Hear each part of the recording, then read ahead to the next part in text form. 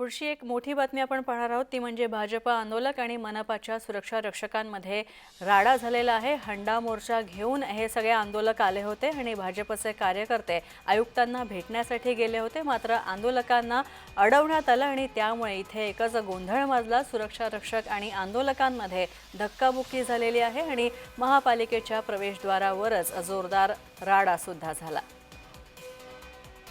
आपण पाहतोय नाशिकमधली ही बातमी। हंडा मोर्चा निघाला होता पालिकेवर आणि प्रवेशद्वारावरच या आंदोलकांना अडवण्यात आलं आणि म्हणून इथे एकच गोंधळ माजला। या सगळ्याविषयी आपण जाणून घेणार आहोत किरण गोटूर आमच्या प्रतिनिधी यांच्याकडून। किरण, काय सांगशील? हंडा मोर्चा निघालेला होता आणि याला अडवण्यात आलेलं आहे आणि म्हणून हा राडा झालेला आहे।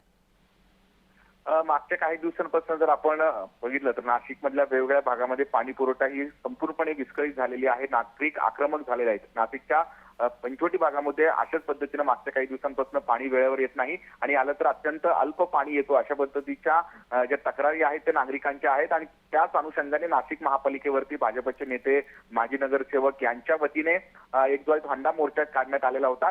या सगळ्या संदर्भात आयुक्तांना निवेदन देण्यासाठी हे लोक महापालिकेमध्ये चाललेले होते, पण या ज्या आहेत दोरवर असलेल्या काही लोकांनी, सुरक्षा रक्षकांनी त्यांना अडवलं आणि त्यानंतर ही संपूर्णपणे गोंधळाची परिस्थिती निर्माण झालेली होती। आणि काही वेळानंतर काही लोक आतमध्ये जाऊन आपल्या ज्या अडचणी आहेत त्या संदर्भात तिथल्या अधिकाऱ्यांना निवेदन दिलं आणि हा मोर्चा जो आहे तो मागे घेण्यात आला। धन्यवाद या किरण माहितीबद्दल, या सगळ्या माहितीबद्दल। तर आपण पाहतोय भाजपा आंदोलक आणि मनपाच्या सुरक्षा रक्षकांमध्ये राडा झाला। नाशिकची ही घटना आपण पाहतोय।